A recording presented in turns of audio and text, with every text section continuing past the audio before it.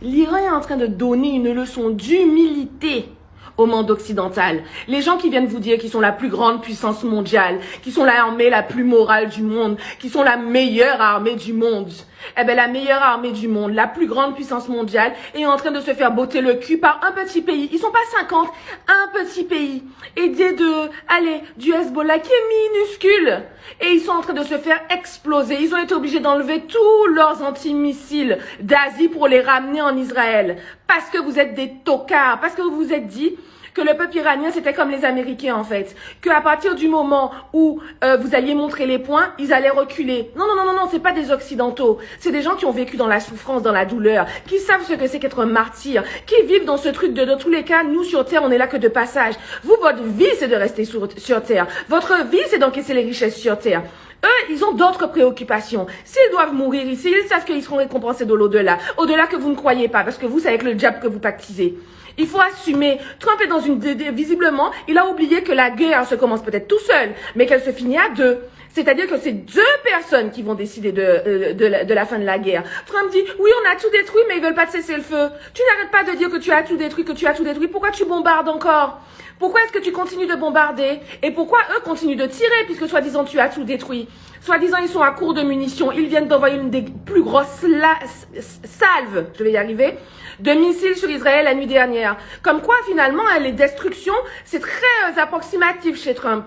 Tu essayes de te sortir de là, tu vas devoir assumer, frère. Tu vas devoir assumer. Donc là, tu appelles le monde entier, le Japon, la Chine, la Corée du Sud, la France, le Royaume-Uni. Tu appelles tout le monde pour venir t'aider dans le détroit d'Ormuz parce que tu es nul, parce que tu es un tocard. Tu as besoin de dire oui, je donne 10 millions de dollars aux personnes qui vont nous donner des informations. Mais je croyais que tu avais les informations, que tu savais qu'ils étaient en train de se planquer comme des rats dans les tunnels. C'est pas ce qu'est venu dire ton ministère de la guerre, là, ton ministre de la guerre, ton incompétent de la guerre.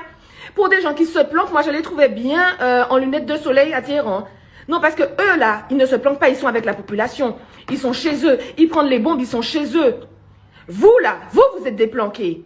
Si Netanyahou est planqué, lui il est un planqué. Lui, on n'a pas vu sa tête en Israël, dans les rues d'Israël avec son peuple. Lui, il est planqué.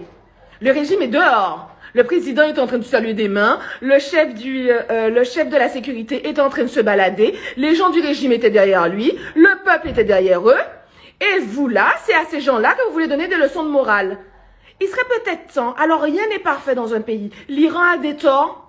Mais ils sont loin d'être le seul. La seule chose qui est réelle, c'est que vous n'êtes personne pour venir donner des leçons de morale aux gens, surtout quand on voit le nombre de guerres, le nombre de famines, le nombre de saloperies que vous avez fait tout au long de votre vie, et c'est vous qui venez donner des leçons de démocratie aux gens. Non, il faut arrêter. Les gens n'ont pas besoin de vos leçons de morale. Gardez-les, parce que bizarrement, je suis persuadée que comme l'Arabie Saoudite, qui a le même système que l'Iran, c'est juste la version sunnite, mais c'est exactement le même système. Les petites filles ne peuvent pas sortir, les femmes ne peuvent pas conduire, les femmes sont obligées de se voiler, il y a une garde civile, tout ça là, sauf que elles n'ont pas le droit d'aller à l'école. L'Iran forme les femmes les plus intelligentes de la planète actuellement. La majorité des femmes ont des accès dans le gouvernement. Elles ne sont pas des potiches à rester à la maison. Mais on vous entend jamais parler sur l'Arabie Saoudite. Parce que vous avez des intérêts. Donc votre démocratie à géométrie variable là, ils n'en veulent pas. Ils n'en ont jamais voulu. Ils n'en voudront jamais. Donc foutez-leur la paix.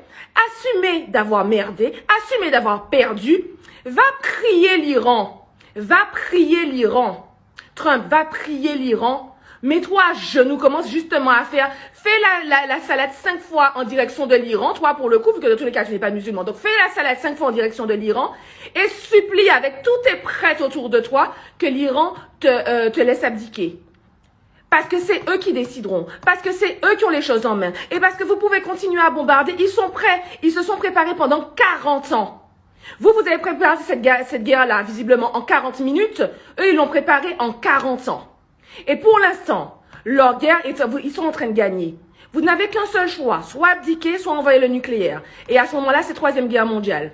Quant à la France, là, à Macron qui commence à venir sortir les points, laisse ton cul en dehors de ce conflit. Laisse ton cul en dehors de ce conflit parce qu'on n'a pas besoin. Vous avez vu ce qui s'est passé en Irak? On n'a rien à foutre là-bas.